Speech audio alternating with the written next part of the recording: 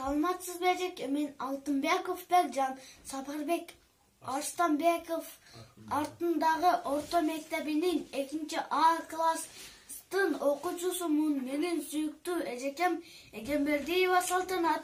Біз онлайн сабағынан адаби оқудан ыр жаттадық. Ырдың аты керемет учур. Сур бұлбұл сайрап бақтағы, бүчір байлап жақтағы, қытығылап сезімді күлет тұра жайдары. Түркін гүл açık, asman açık, gün açık, sur bulutlar keçeri, ketiştir kırarıp. Жылуу кийин жолуң кыйын үшүрсүң. Кышта катуу бороон улуп, кар уруп, сууңду өз мойнума алайын. Жол карайын, токтой турчу ата журт. Жазда башка жел тийбесин абайла. Көпкө турбас мобул турган сур булут. Бүт тартыңды өз мойнума алайын. Сен оруба, мен оруйун ата журт.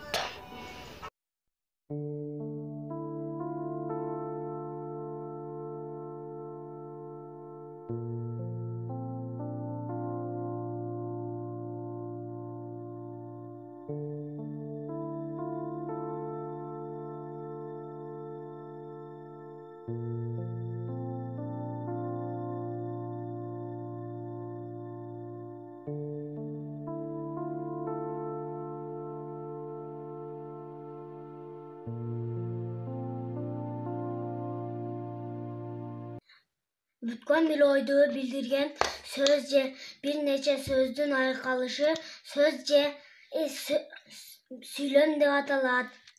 Бүгүн биз аттуу сандар жана алар менен болгон амалдар деген теманы өттүк. Аттуу сандар же бааны, узундукту, салмакты, убакытты, ченөөчү сандарды аттуу сандар дейбиз. Мисалы, 5 килограмм 5000 грамм болуп эсептелет. 2 километр 2000 метр болуп эсептелет. 5 сом 10 тыйын 510 тыйын деп эсептелет. 7 килограмм 200 грамм 7200 грамм болуп эсептелет. 3 километр 500 метр 3500 метр деп аталат. 3 saat 15 minut 195 минутта болот.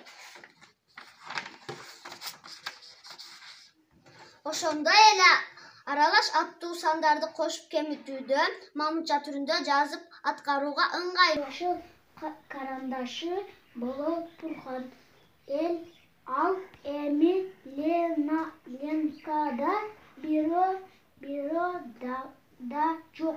Ошондуктан Лена Катяга минтип кайрылды. Жашыл.